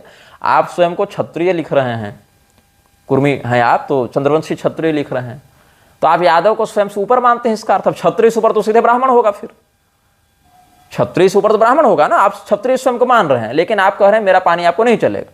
ठीक है, तो उससे ऊपर तो ब्राह्मण हुआ, फिर तो क्या आप यादव को ब्राह्मण मानेंगे? बोले नहीं महाराज, ये भी बात नहीं होगी। और यदि यादव को आप अपने से नीचे मानेंगे वर्ण क्रम में, कि वैश्य वर्ण में मानेंगे या शूद्र में मानेंगे, तो उनका चलेगा आपका नहीं चलेगा, ये कैसे? ये हमने एक सामाजिक प्रश्न उनसे किया। बोले महाराज जी पता नहीं, लेकिन हमें लगता है कि हम क्षत्रिय नहीं हैं, पता नहीं किस कारण से लिखने लगे हैं, लेकिन हम लोग शूद्र वर्ण में आएंगे। ठीक है, तो शूद्र वर्ण में आएंगे तो फिर ये बात सब वही कह रहे हैं, मैंने नहीं कहा। तो हमको प्रसन्नता हुई। हमने कहा कि देखिए आप वैष्णवी दीक्षा से युक्त हैं, घर में लहसुन प्याज भी नहीं चलता है, और नित्य भगवान का कीर्तन करते हैं, ये तो सदाचार ब्राह्मणों में भी दुर्लभ है।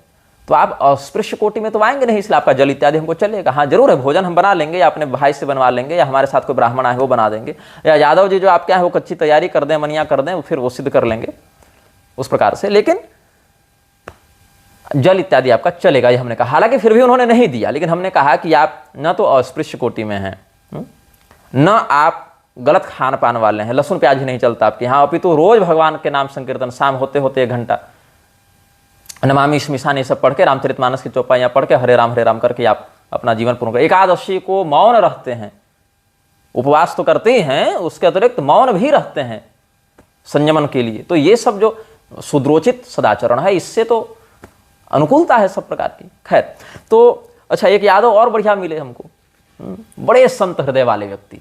तो यादवों में जो अभी गुंडई देखने को मिल रही है उसके बिल्कुल विपरीत। तो वो भोजन बनाने के लिए आए थे कथा में, वो यजमान नहीं बुलाया था कि, तो हमारे छोटे भाई सिद्ध कर लेते थे, वो कच्ची तैयारी इत्यादि कर देते थे।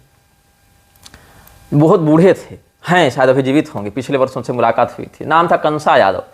तो हमने मजाक में कहा उनसे कि तो भाचा का नाम हो यादव, मतलब ऐसे मतलब टूटी फूटी छत्तीसगढ़ी बोलने का प्रयास हमने किया था कि आपके भागने का क्या नाम है? भागने, मतलब बहन के बेटे का कंसा नाम है। तो हमने मजाक किया, मतलब, और मेरी दादा की उम्र के हैं वो, हमने मजाक किया कि कहीं आपके भांजे का नाम कृष्ण तो नहीं है, आपका नाम कंसा है? तो हंसे, बोले कि नो महाराज, नहीं महाराज, कैसे कुछ बोले, कृष्णा नो है, सोनू है, ऐसे करके उन्होंने कहा, मतलब सोनू नाम है भागने का, ये नहीं है। तो मैं देखता था कि व्यक्ति सुबह 4 बजे उठ के नहा धो के 1 घंटा ओम नमो भगवते वासुदेवाय ऐसे कर रहे हैं।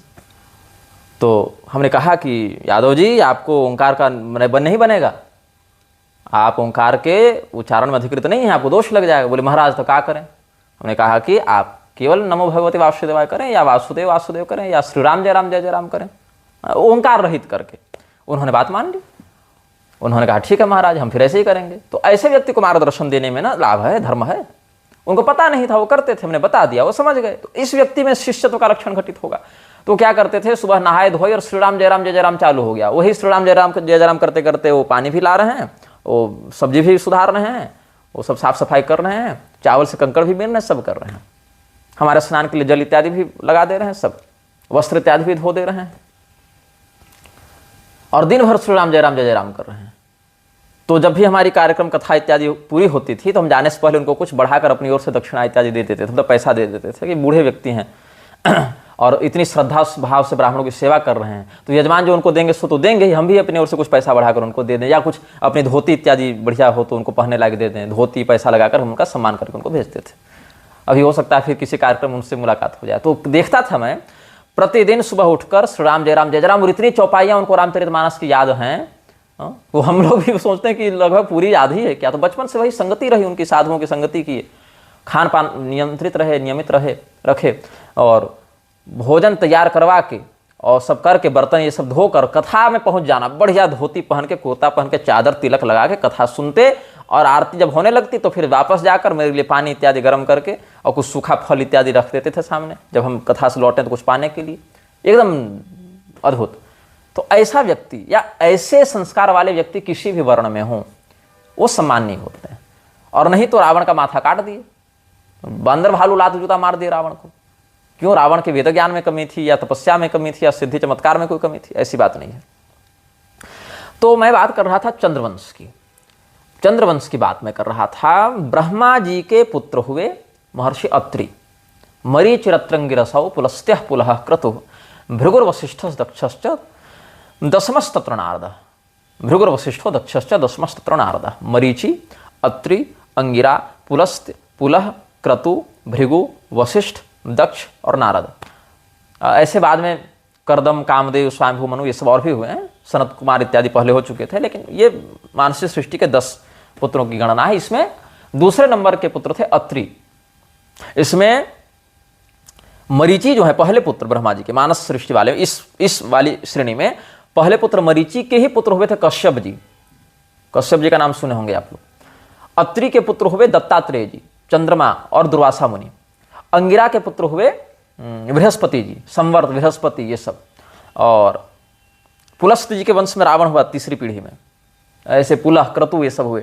भृगु जी के वंश में शुक्राचार्य हुए। आगे फिर आपको भार्गव ब्राह्मणों का, भृगुवंशी ब्राह्मणों का इतिहास मिलेगा, उसमें ऋचिक और च्यवन और ये सब, परशुराम जी, जमदग्नि जी, शौनक मुनि, मार्कंडेय मुनि, ये सब हुए हैं। बाद में वाल्मीकि जी का भी पुनर्जन्म हुआ है भृगुवंश में। वशिष्ठ जी को कौन नहीं जानने का, वशिष्ठ जी के वंश में आगे आपको महर्षि शक्ति, पराशर, वेदव्यास, सुखदेव ये सब हुए हैं। दक्ष प्रजापति तो प्रसिद्ध हैं, नारद जी प्रसिद्ध हैं। तो उसमें जो अत्रि मुनि है उनका विवाह हुआ था करदम जी की पुत्री अनसुया से, और उनको 3 संतान हुई थी। वही त्रिदेव 3 बच्चे बनकर आए थे, ब्रह्मा विष्णु महेश आए, चंद्रमा, दत्तात्रेय, दुर्वासा बनकर। तो वही चंद्रमा का जो वंश आगे बढ़ा, वहां चंद्रमा के पुत्र हुए हैं बुध, बुध के पुत्र हुए हैं पुरूरवा, पुरूरवा के पुत्र हुए हैं आयु, आयु के पुत्र हुए हैं नहुष, नहुष के पुत्र हुए हैं यति, यजाति, ये सब। तो यति बड़े थे, यति ही बन गए, सन्यासी ही बन गए, तो यजाति को राज्य मिला। तो यजाति का विवाह हुआ था, ये सब चंद्रवंश में आ गए ना, चंद्रमा के ही वंश में हुए। बुध, पुरूरवा, आयु, नहुष, यजाति, ये सब चंद्रवंशी राजा हुए। तो चंद्रवंश की इस परंपरा में जो यजाति हुए उनका विवाह हुआ था भृगु जी के पुत्र शुक्राचार्य की पुत्री देवयानी से। अब बोले वो ब्राह्मण थे, क्षत्रिय थे, तो कैसे विवाह हुआ? तो विवाह के पीछे जो रहस्य है वो ये है कि बृहस्पति के पुत्र कच जो है वो शुक्राचार्य जी से मृत संजीवनी विद्या सीखे थे, और शुक्राचार्य की पुत्री देवयानी ने उनसे विवाह प्रस्ताव रखा। तो उन्होंने कहा कि तुम हमारे गुरु जी की बेटी हो, महाभारत में ये सब मिल जाएगा, भागवत में भी संक्षेप में मिल जाएगा, नवम स्कंद में। तो तुम हमारे गुरु जी की बेटी हो, तो गुरु बहन हो गई, तुमसे हम विवाह नहीं करेंगे, ये उन्होंने कहा। किसने? बृहस्पति पुत्र कच ने, बारहस्पत्य कच ने, कच नाम था। तो गुस्सा हो गई, क्रोधित हो गई कि तुम हमारे पास इतने वर्ष रहे हो और हमारे कृपा से तुम बारंबार राक्षसों के द्वारा मारे जाने पर भी मेरे पिता के द्वारा जीवित किए गए हमारी पैरवी से, और तुम मेरे प्रेम प्रस्ताव को ठुकरा रहे हो, तो जाओ तुम्हारी विद्या निष्फल हो जाए। तो इसने भी पलट कर शाप दे दिया कि फिर कोई ब्राह्मण तुमसे विवाह नहीं करेगा, जब करेगा क्षत्रिय करेगा। तो महर्षिणाम वचः सत्यम, महर्षियों का वचन सत्य होता है। तो महर्षि कच का वचन, यहाँ शाप जो है वह असंभव को भी संभव बना दिया, और इसीलिए देवयानी का विवाह फिर यजाति से हुआ, क्षत्रिय से हुआ। यह सब रहस्य वहीं बता दिया गया है। तो वही यजाति की दूसरी पत्नी थी वृषपर्वा की बेटी शर्मिष्ठा, वो राक्षस राजकुमारी थी, और इधर देवयानी। तो कुल मिला के 5 बच्चे हुए थे, जिसमें देवयानी के पुत्र हुए थे यदु। वही यदु से यदुवंश चला। तो जो लोग कहते हैं कि चंद्रवंशी हो कि यदुवंशी, वो मूर्खता करते हैं। चंद्रमा के ही वंश में यदु हुए, तो यदु के ही वंश में फिर यदुवंशी हुए। जैसे सूर्यवंश में रघु हुए तो रघुवंशी भी कहलाए राम जी, और सूर्यवंशी भी कहलाए। वैसे ही यदु जी हुए चंद्रवंश में, तो यदु स्वयं भी चंद्रवंशी हैं और उनके आगे वाले यदुवंशी हुए। तो यदु के और भी 4 भाई थे, अनु, द्रुह्युत, पुरुवसु और पुरु। तो पुरु से ही चला है पुरुवंश। पुरुवंश में हुए महाराज युधिष्ठिर इत्यादि, और यदुवंश में हुए भगवान कृष्ण। तो भगवान कृष्ण कौन हुए? क्षत्रिय हुए, यदुवंशी क्षत्रिय। अब ये लोग जो यादव हैं, ये स्वयं को कहते हैं भगवान कृष्ण ग्वाला थे, भगवान कृष्ण अहीर थे। ऐसा नहीं है। अगर तुम भगवान कृष्ण को अहीर मानते हो तो ये बहुत बड़ी मूर्खता इसीलिए है क्योंकि भगवान कृष्ण को अहीर के रूप में कहीं चिन्हित नहीं किया गया। हाँ, पालक पिता जो उनके नंद बाबा थे वो अहीर थे, गोप थे, ग्वाला, गोप वर्ण से, गोप जाति से थे। तो अहीर संस्कृत में आभीर शब्द है, वही हिंदी में अहीर कहलाता है। अब अहीर कितने प्रकार के होते हैं? अहीर का जो सबसे निम्नतम प्रकार है वह है म्लेच्छ, जैसे यवन, किरात, ये सब में भी आहीर या आभीर या अहीर की गणना है। किरात, हूणांध्र, पुलिंद, पुलकषा, आभीर, कंका, यवना, खसादय, यन्ये च पापाश्रयाश्रया शुद्धम च तस्मै प्रभ विष्णवे नमः। कहते हैं ना भगवान के नाम की पवित्रता की महिमा में कि जिनके नाम स्मरण से किरात, हूण, अंध्र, पुलिंद, पुलकस, आभीर, कंक, यवन, खस इत्यादि म्लेच्छ जातियां भी पवित्र होकर भगवान को प्राप्त हो जाती हैं, उन भगवान विष्णु को प्रणाम है से। तो ये एक हो गया। फिर होते हैं वर्णशंकर आभीर। वर्णशंकर आभीर में क्या होते हैं? 2 प्रकार की होती है स्मृतियों के अनुसार। एक है विप्राद वैश्यायाम उत्पन्नो वष्ठः ब्राह्मणाद वष्ठायाम जात आभीर। ये है, क्या है इसका अर्थ? ब्राह्मण वर्ण का पिता हो, उसका विवाह हो जाए वैश्य वर्ण की माता से, मतलब स्त्री कन्या से, मतलब जो बच्चा है उसके माता पिता का बता रहा हूं। जिस बच्चे का पिता ब्राह्मण वर्ण से हो और उसकी माता वैश्य वर्ण से हो, तो उससे जो वर्ण संकर, अनुलोम संकर का जन्म होगा वो कहलाएगा अंबष्ठ। और उस अंबष्ठ में अगर लड़की हो जाए और उस लड़की का विवाह भी किसी ब्राह्मण से ही हो, तो अंबष्ठ जाति की उस वर्णशंकर कन्या से अगर ब्राह्मण के माध्यम से पुत्र उत्पन्न हो तो वो होता है अहीर, आभीर। ये पहली प्रजाति हो गई, पहला एक प्रकार हो गया। दूसरा प्रकार क्या है? क्षत्रियात शूद्र कन्यायाम क्रूराचार विहारवान छत्र शूद्र वपुर जमतु रुग्रो नाम प्रजायते। ये सब आपको मनु जी के वचन में भी मिल जाएगा, या शब्द कौस्तुभ, ये सब देख लीजिएगा। ब्राह्मणा दुग्र कन्यायाम आभीरो नाम जायते, ये सब शब्द कौस्तुभ में मिल जाएगा। क्षत्रिय वर्ण का पिता और शूद्र वर्ण की माता से उग्र जाति का पुरुष जन्म लेता है, उस वर्ण संकर को उग्र कहते हैं। जैसे ब्राह्मण ने अगर वैश्य वर्ण की कन्या से संतान उत्पन्न की तो अंबष्ठ कहलाया, फिर उस अंबष्ठ जाति की कन्या से ब्राह्मण ने अगर संतान उत्पन्न की तो वो आभीर कहलाया, अहीर कहलाया। ये एक दूसरा प्रकार अहीरों का हुआ। तो ये वर्णशंकर अहीर हुए। ये म्लेच्छ नहीं है, ये वर्णशंकर हैं। म्लेच्छ वाले अलग हैं जो जंगल इत्यादि में रहते हैं। उन आभीरों ने दस्यु वृत्ति अपनाई थी, डकैतों के समान लूटपाट करते थे। आपको अगर मेरा पिछला वक्तव्य स्मरण होगा वाल्मीकि जी वाला, तो वाल्मीकि जी ने कहा है कि मैं अहीरों की संगति में पड़ गया था, जंगल में डकैती करता था। अध्यात्म रामायण ये सबसे मैंने बताया है आपको। तो ये जो अहीर हैं ये म्लेच्छ तो नहीं कहलाएंगे, लेकिन ये अनुलोम वर्ण शंकर कहलाएंगे, जो शूद्रवत ही माने जाएंगे, शूद्र के ही समान इनका भी आचार विचार माना जाएगा। तो पहला प्रकार क्या हो गया? ब्राह्मण जो है वो अगर वैश्य वर्ण की माता से संतान उत्पन्न करे तो वो अंबष्ठ कहलाया। अंबष्ठ के भी कई प्रकार होते हैं, ठीक है। अंबष्ठ में भी कोई महावत है, कोई वैद्यक है, कहीं क्षत्रियत्व के रूप में भी अंबष्ठों का वर्णन मिल जाता है। तो ये वाला अंबष्ठ जो है ये वर्णशंकर अंबष्ठ ब्राह्मण पिता और वैश्य माता से उत्पन्न होता है। यहाँ वेश्या नहीं है ना, प्रोस्टिट्यूट नहीं है, वैश्य, वणिक, व्यापारी वाला वैश्य।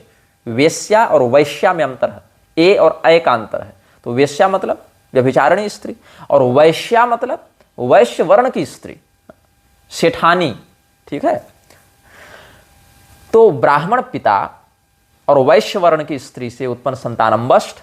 अंबष्ठ लड़की से अगर ब्राह्मण ने संतान उत्पन्न कर ली तो वो आभीर, अहीर। ये दूसरा प्रकार हुआ। तीसरा प्रकार है कि क्षत्रिय पिता और शूद्र कन्या के संयोग से उग्र नामक वर्णशंकर का जन्म होता है, और उग्र नामक वर्णशंकर कन्या से अगर ब्राह्मण ने संतान उत्पन्न कर ली तो ब्राह्मणा दुग्र कन्यायाम आभीरो नाम जायते, ये अहीर हुआ, आभीर हुआ। ये अहीरों का तीसरा प्रकार हुआ। चौथा प्रकार होता है गोप अहीर, मतलब ग्वाला। ये वैश्य वर्ण में आते हैं। तो एक म्लेच्छ अहीर हुआ, एक वर्णशंकर शूद्रवत अहीर हुआ, और एक वैश्य वर्ण के समतुल्य अहीर हुआ। तो वैश्य वर्ण के समतुल्य अहीर जो है उसमें आते हैं हमारे नंद बाबा। नंद बाबा कौन? नंद यशोदा वाले नंद बाबा। आप अर्जुन वाला प्रकरण देखेंगे, विष्णु पुराण इत्यादि में ही मिल जाएगा, भागवत में ही मिल जाएगा। वहां वेदव्यास जी कहते हैं कि अर्जुन कौन विश्वास करेगा कि भीष्म पितामह जैसे पराक्रमियों से युक्त कौरवों की सेना पर जिस अर्जुन ने विजय प्राप्त की वो अहिरों से हार गया। जब अर्जुन द्वारका नगरी में बचे खुचे लोगों को लेकर हस्तिनापुर आ रहे थे भगवान के परमधाम गमन के बाद, तो जंगल में अहिरों ने उन पर आक्रमण किया। अहिरों ने उन पर आक्रमण करके भगवान द्वारका वासियों को खूब लूटा मारा, भगवान की पत्नियों का अपहरण किया। तो अर्जुन जो है वो बड़े डिप्रेशन में चले गए, अवसाद में चले गए। अवसाद में चले गए। वेदव्यास जी ने कहा कि अर्जुन कौन विश्वास करेगा कि भीष्म पितामह को जिसने हराया वो अर्जुन अहिरों से हार गए। तो समय हो तो बलवान, समय ने सब कराया है। भगवान की इच्छा थी इसीलिए ऐसा हुआ। क्यों? क्योंकि इन जो पत्नियों का अपहरण हुआ ये पत्नियां पहले अप्सराएं थी, अष्टावक्र जी के शाप के कारण इनको अहिरों के हाथों अपहरण होकर ही उद्धार को प्राप्त होना था। ये है वहां आभीर शब्द आया है। क्या कहते हैं? कह श्रद्दध्यात् सगांगेयान हन्यास्त्वं सर्व कौरवान आभिरेभ्यश्च भवतः कह श्रद्दध्यात् पराभवम् पार्थे तत् सर्वभूतस्य हरेर्लीला विचेष्टितम् त्वया यत् कौरवाध्वस्ता यदा भीरेर्भवाञ्जितः गृहीता दस्युभिर्याश्च भवता शोचिता स्त्रियः। यहां तक कि आप गर्ग संहिता का विश्वजित खंड देखें जहां पर बारंबार शिशुपाल आक्षेप कर रहा है भगवान कृष्ण पर। वहां पिताजी भी उसके हैं, माता भी हैं, दमघोष श्रुतश्रवा ये सब डांट रहे हैं उसको कि तुम मत भगवान को ऐसा भला बुरा कहो। तब कहता है कि अरे इसका बाप कौन है पता नहीं चलता, वसुदेव जी गोरे हैं, ये सांवला कैसे हो गया, ये कहता है। हालांकि वसुदेव जी के श्याम वर्ण का भी वर्णन शास्त्रों में अलग अलग स्थानों पर मिला है, लेकिन ये कहता है वसुदेव जी गोरे, इनका लड़का सांवला कैसे हो गया। और हम तो सुनते थे कि ये तो अहिर का लड़का है, मतलब नंद बाबा का लड़का, ऐसे कहता है। आभीरस्यापि नंदस्य पूर्वम पुत्रः प्रकीर्तितः वसुदेवो मन्यते तम मत्पुत्रोऽयं गतत्रपः वसुदेवाद गौरवर्णाद अयम श्यामः कुतो भवत् पितामहोपि गौरश्च दुःख हास्यमिदं वचः। जिसका बाप गोरा, जिसका दादा गोरा, वो स्वयं सांवला कैसे हो गया। और हम तो सुनते थे तो नंद अहिर का लड़का है, वसुदेव निर्लज इसको अपना बेटा मानता है। ये शिशुपाल ने कहा है, हम नहीं कह। आभिरस्यापि नंदस्य पूर्वम पुत्रः प्रकीर्तितः वसुदेवो मन्यते तम मत्पुत्रोऽयं गतत्रपः, ये भाव है। अब शिशुपाल तो गाली देने के लिए कह रहा है, लेकिन जाति तो नंद बाबा की अहिर बताई गई, आभिर, मतलब ये वैश्य वर्ण वाले आभिर हैं, ये वर्ण संकर वाले या ऐसे नहीं है। हालांकि हरिवंश आप देखेंगे तो वहां पर वसुदेव जी के दादा की 2 पत्नियों का वर्णन मिलता है, जहां से एक से वसुदेव जी का, दूसरे से नंद बाबा वाला वंश चला। किंतु जो हमने चंद्रसेन जी का नाम लिया था बीच में उज्जैनी वाले महाकाल महात्म में, वहां देखिएगा कि एक गोप बालक, एक ग्वाला लड़का था, गोप बालक वैश्य वर्ण का, वो भगवान शिव का बड़ा भक्त था। तो उसकी मृत्यु इत्यादि हो जाती है, मरण तुल्य उसको कष्ट होता है। तो फिर वहां पर बहुत सारे राजा उज्जैन पर आक्रमण करते हैं। वो बहुत विस्तृत कथा है, शिव पुराण की कोटिरुद्र संहिता में आप देख लीजिएगा, जहां अवंतिका क्षेत्र वाला महाकाल का महात्म्य बता रहे हैं।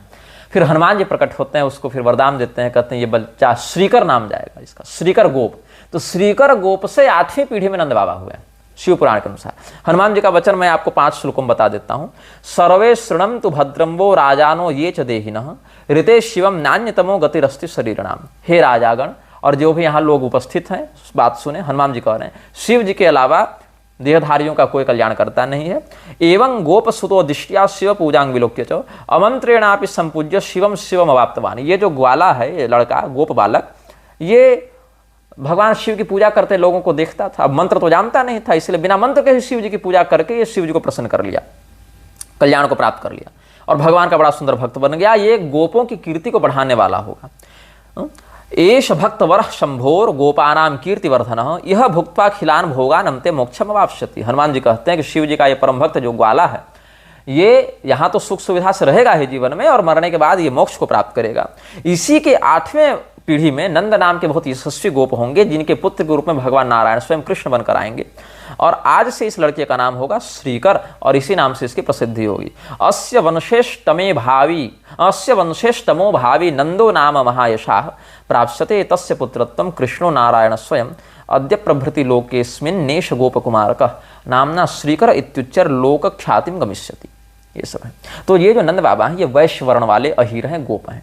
ब्रह्म वैवर्त में देखिए, द्रोणो नंदो वैश्य राजो यशोदासा धरासती। जब द्रोण और धरा जो वसु देवी देवता हैं, उनका जब अवतार नंद यशोदा के रूप में होता है तो वैश्य के वर्ण में होता है। ये नारायणीयम देखिए, नारायण भट्ट का, जहाँ गोवर्धन लीला है।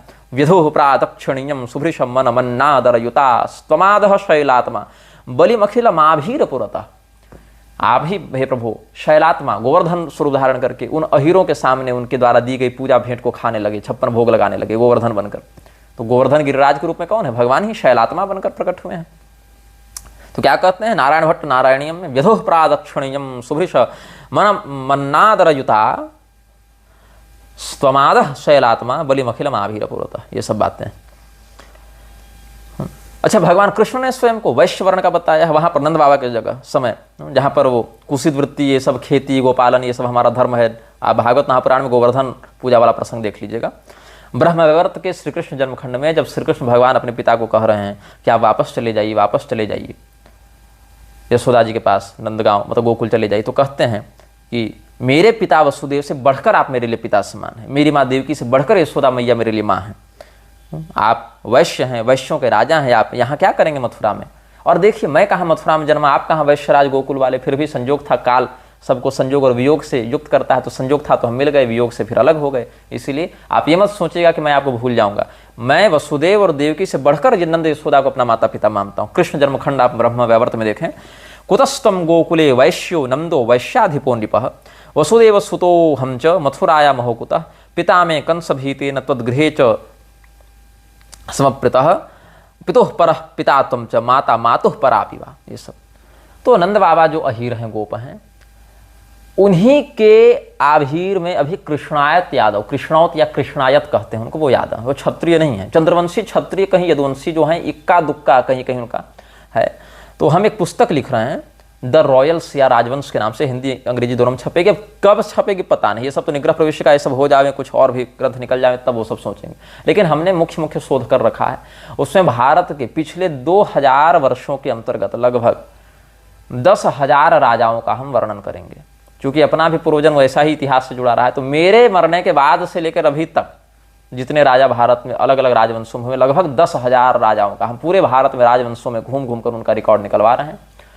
कुछ राजपुरोहितों का भी सहयोग प्राप्त हो रहा है, कुछ राजवंशों का भी सहयोग प्राप्त हो रहा है, कुछ अपना भी अध्ययन है, कुछ तो सरकारी रिकॉर्ड से भी निकल जाएगा अभिलेखागार में। जैसे शिवाजी का वंश हो गया, महाराणा प्रताप का वंश हो गया, ये सब का तो सरकारी रिकॉर्ड से भी इतना निकल जाएगा। और कुछ राजाओं से अपना ही पौरोहित्य पूर्वजों का जुड़ा हुआ था या उनकी रिश्तेदारियां थी, तो वो सबको तो उनके राजवंश के पुरोहितों से मिल जाएगा, कुछ शोध से मिलेगा।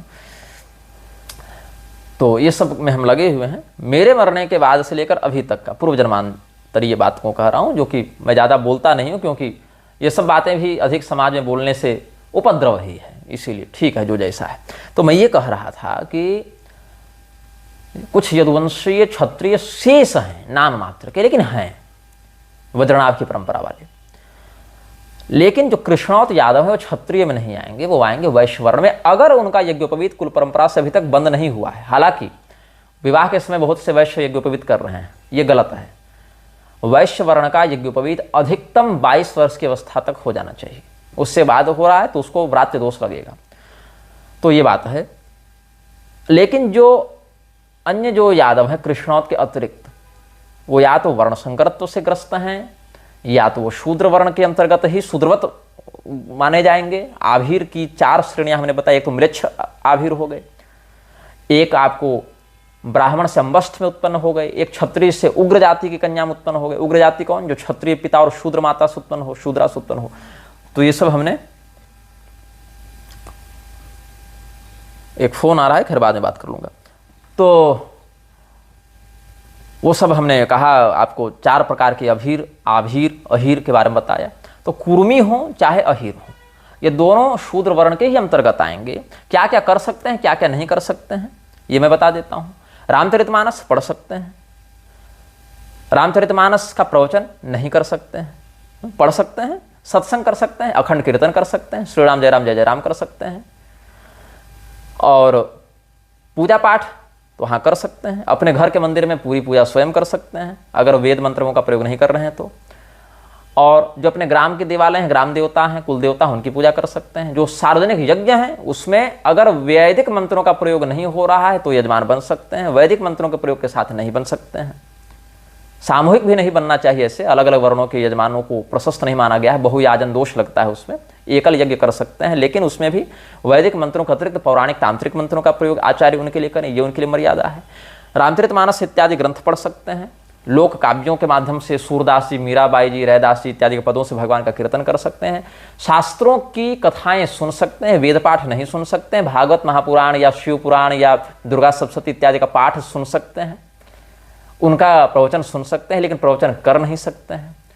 उन शास्त्रीय बातों को जो आप सत्संग में सुने उसको घर परिवार में चर्चा में बता सकते हैं, सामाजिक बैठक में उनकी चर्चा कर सकते हैं, व्यासपीठ से नहीं कर सकते हैं। ये सब बातें हैं। व्यापार में जितने भी शास्त्र युक्त द्रव्य हैं उनका व्यापार कर सकते हैं। मदिरा इत्यादि का व्यापार नहीं कर सकते हैं। मांस मदिरा के व्यापार का अधिकार केवटों को है, कसाई को है। जो जायसवाल है, कलवार जाति के लोग, उनको मदिरा इत्यादि के व्यापार का अधिकार है। इनको व्यापार का अधिकार नहीं है। कुर्मी नहीं मदिरा मांस का व्यापार कर सकते हैं, या यादव जो अहीर हैं वो नहीं कर सकते। वो दूध का व्यापार कर सकते हैं, खेती कर सकते हैं, बहुत अच्छी खेती हो सकती है। खेती से जुड़े हुए सामग्रियों का व्यापार कर सकते हैं। निर्माण न करें, केवल व्यापार करें। निर्माण जो खेती के उपस्करों का है वो लुहार का काम है, ठठेरा का काम है, ये सब जातियों का काम है। आपत्ति काल में कर सकते हैं, जब कोई काम ही न सूझे तब आप व्यापार का, जैसे कोई बनाया कोई और, लुहार ने कुदाल गैंता इत्यादि बना दिया, खंती बना दिया, आप उसको बेच सकते हैं, सप्लाई कर सकते हैं, ये हो सकता है। तो ये आजीविका इत्यादि के विषय हो गए। या उस प्रकार के आप सरकारी सेवा में भी जा सकते हैं, सरकारी नौकरी भी कर सकते हैं, कृषि विभाग इत्यादि में, पशुपालन विभाग इत्यादि में। तो गौ सेवा कर सकते हैं, गाय के दूध दही घी का बिना मिलावट के शुद्ध रूप से व्यापार कर सकते हैं। ये सब बातें हैं। तो कुछ हमने बातें बता दी। हिंदी में भगवत साहित्य पढ़ सकते हैं, संस्कृत पाठ इत्यादि न करें। हाँ, संस्कृत पाठ कुछ स्तोत्रादि का कर सकते हैं, अगर आचार्य मुख से उसको श्रवण किया हो, उच्चारण का बोध हो, अपना आहार विहार सब शुद्ध सात्विक रखे हो, खान पान की संयम वृत्ति रखे हो, तो ये सब आपके लिए है। और देव द्विज गुरु प्राग्ञ पूजनम शौच मार्जवम ब्रह्मचर्य महिंसा च शारीरम तपोच्यते। गीता के 17वें अध्याय में मानसिक शारीरिक वाचिक तपस्या इत्यादि के त्रिविध भेद बताए गए हैं, उनके आधार पर आप व्यवहार कर सकते हैं। तो हमने आपको बताया कि आप जो यादव स्वयं को कहते हैं वो यदुवंशी जो हैं वो क्षत्रिय समाप्त हो गए, बहुत कम कहीं बचे। ये जो विशाल जनसंख्या देखने को मिल रही है, ये गोपों की है, ग्वालों की है, अहीरों की है, आभीरों की है। अब इसमें से कुछ बहुत कम संख्या में कृष्णौत यादव जो बचे हैं वो वैश्य वर्ण में तभी आएंगे अगर उनका युगोपवीत अभी तक बचा हुआ है परंपरा से, नहीं तो वो भी शूद्र वर्ण के ही अंतर्गत आएंगे और उन्हीं के अनुसार उनका भी सारा नियम धर्म चलेगा। और अगर कृष्णौत इत्यादि नहीं भी है, कार्षणी परंपरा में नहीं आ रहे हैं, तो फिर वो वर्ण संकरत्व वाले अहीर कोटि में आएंगे। वो भी कृषि पशुपालन खेती व्यापार ये सब कर सकते हैं। व्यक्तिगत पूजा घर में भगवान की पूजा कर सकते हैं। अपने व्यक्तिगत घर में भी अगर छोटा सा मंदिर बना रखें वो कर सकते हैं। शालग्राम का स्पर्शपूर्वक पूजा नहीं कर सकते हैं, ये सब नहीं होगा। कथा इत्यादि नहीं कर सकते हैं। सत्संग इत्यादि कर सकते हैं व्यक्तिगत भजन कीर्तन के माध्यम से, जागरण इत्यादि के माध्यम से। और जैसे बहुत सारे लोग नवधा इत्यादि करते हैं, मतलब नवधा भक्ति का प्रयोग करते हुए 9 दिन तक अखंड रामचरितमानस का गान करते हैं, वो सब कर सकते हैं। लेकिन उसमें व्यासपीठ आदि के रूप में आप नहीं व्यवहार कर सकते हैं, ये सब का निषेध है। हाँ, घर में आप रामचरितमानस पढ़ें, बच्चों को जोड़ें, अलग अलग शास्त्रीय जो पौराणिक प्रसंग हैं या जो कथाएं हैं या कल्याण के बहुत सारे आपको भगवत चरित्रांक मिलेंगे, हाँ, बोध कथांक मिलेंगे, संत अंक मिलेंगे, गो सेवा अंक, हिंदू संस्कृति अंक, ये सब मिलेंगे, वो सब आप पढ़ें। उसके माध्यम से बहुत से शास्त्रीय विषय आपको ज्ञात हो जाएंगे। तो हमने आपको संकेत में आपके वर्णगत स्थिति का वर्णन कर दिया। कुछ लोग प्रश्न कर रहे थे, फिर तो उद्धव जी भी यदुवंशी थे, क्षत्रिय थे, फिर वो कैसे वज्रण आपको भागवत कथा सुनाए थे। अब देखो, वैसा है कि भागवत कथा व्यासपीठ पर बैठकर आचार्य बनकर नहीं सुनाए। और उद्धव जी ये सब मनुष्य नहीं है, ये सब देवता कोटि में आते हैं। उद्धव जी तो भगवान कृष्ण के परमधाम गमन के बाद भी 250 साल के बाद भी हरिद्वार वाली कथा में प्रकट हो गए थे, जब नारद जी को सनत कुमार ने भक्ति देवी का कष्ट दूर करने के लिए भागवत सुनाई। प्रहलाद अस्तालधारी तरल गतितया चोद्धव कांस्यधारी वीणाधारी स्वरसी स्वर कुशलतया राग कर्तार्जुनो भूत। वज्रनाभ भी कोई सामान्य व्यक्ति थोड़े थे।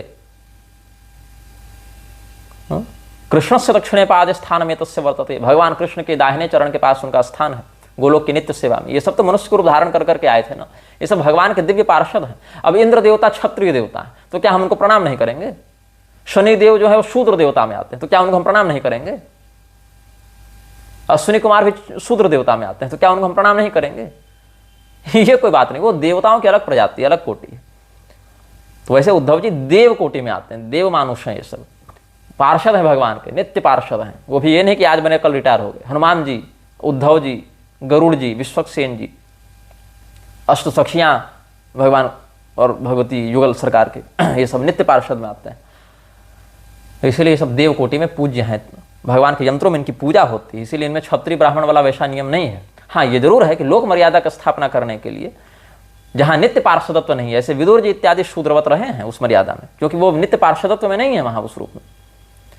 लेकिन उद्धव जी इत्यादि केवल आवागमन करते रहते हैं इच्छानुसार, जैसे सुदर्शन चक्र है, जैसे गरुड़ जी महाराज, जैसे हनुमान जी हैं, उस प्रकार से इनका स्थान माना जाएगा।